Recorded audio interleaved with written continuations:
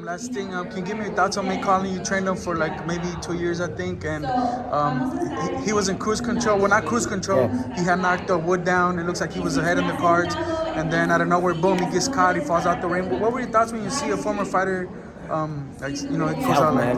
that? Him being in good health, him being okay.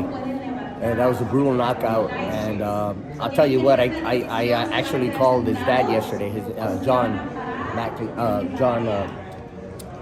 John Conlon. Collins, yes, John Collins, a good friend of mine. He's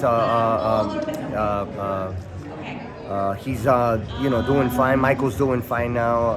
I spoke to him for a little while, like just to check up and see. I waited a few days. I didn't want to call him right off the bat, and I don't think the last thing you want to do is to talk to anybody, especially after a fight like such as that one. And so I spoke to John, and John told me that he was doing better, that he's taking a little vacation now with the family, and that obviously he's heartbroken. He's not you don't take fights like this, defeats like this very easily, especially when you're a competitive fighter such as Michael. But he's doing better, and that's the most important thing, that he was able to walk, get back up on his own 2 feet, and go home to his family. And that's all you pray for at the end of the day, is for these fighters to, walk, be able to, walk out in one piece, and be able to go back to their families and to the people that really care about them. And you do this for your country, you do this for your people. But at the end of the day, you're risking your life every time you step into the ring. So both, opponent, fighters. So what you want is for them to walk out in one piece, and for nothing bad to happen to either one, either It was a great fight. It was a great fight, unbelievable fight. I got a chance to see it. Definitely makes for fight of the year up until now, and the fight of the year up until now. But yeah, that's the most important thing, is that Michael's okay, and that he'll be back. Manny, and I gotta ask you, being that you were the first guy to hand Anthony Joshua his first defeat, I believe, were you surprised what happened between him and Usyk, how things turned out, and what do you think of the potential rematch? Also taking into consideration that Usyk is in the Ukraine right now, and he might be partaking in the defense of his country, which is an honorable and hero-like thing to do, And what do you think about Usyk and potentially the rematch with Usyk? Look, right now, the last thing, I'm sure Usyk, for one, the last thing he has in his mind right now is a fight with Joshua, when you have a war between the Ukraine and Russia, and I don't think any Ukrainian. I just got off the phone, as a matter of fact, a few minutes ago. I was on the phone with Sergey Bohachuk. Yeah, Sergey's out there. I saw that. He's out there.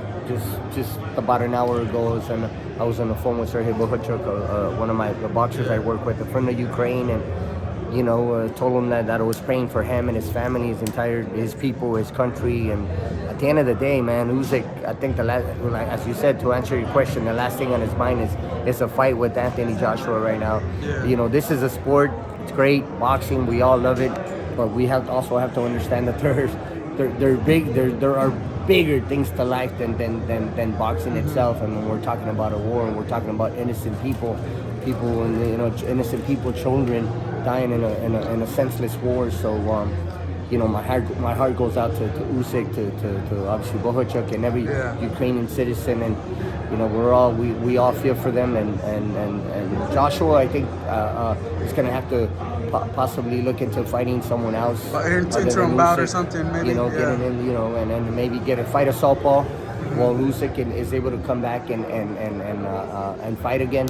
I think the wise thing to do for Joshua is to find and his team, of course, is to possibly find another southpaw to work on his game. He's gonna have plenty of time to work on his game and better and maybe change a couple things to be able to come up with a better game plan the second time around. He's definitely doing that. He went on a little tour around the world, meeting with all types of trainers from different cities here in America.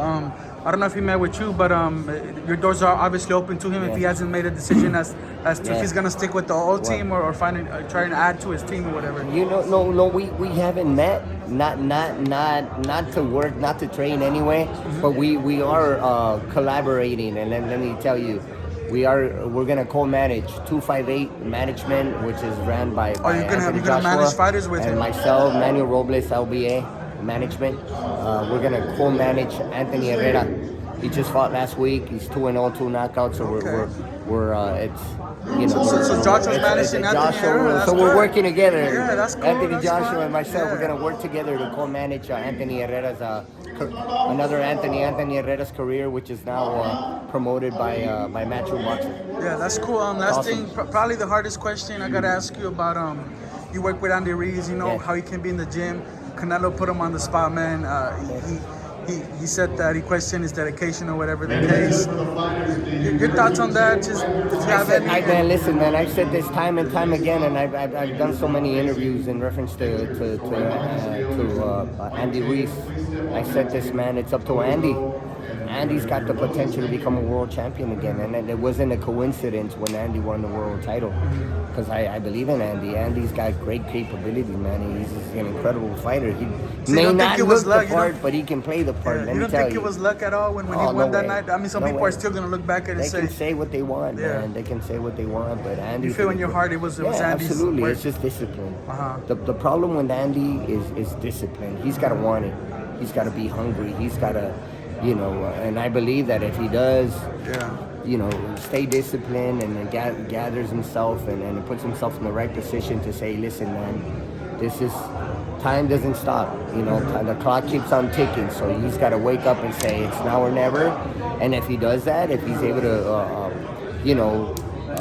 look at himself in the mirror and say it's now or never, and just get back on a horse, back into training, back into being disciplined, there's no doubt in my mind he become a world champion again. Yeah, well, you took him to the top, so if anyone could probably bring that out of him is yourself. But him having left you and gone with Canelo, being around Canelo, if that's not enough motivation, that I guess what would be. And with that being said, are you surprised that he managed to have a slip up against another hiccup or whatnot? Look, I don't know, because I really don't know what went on or what happened. Yeah, I'm not there. I don't know what happened Yeah. between him and the Canelo, between Andy and the Canelo camp.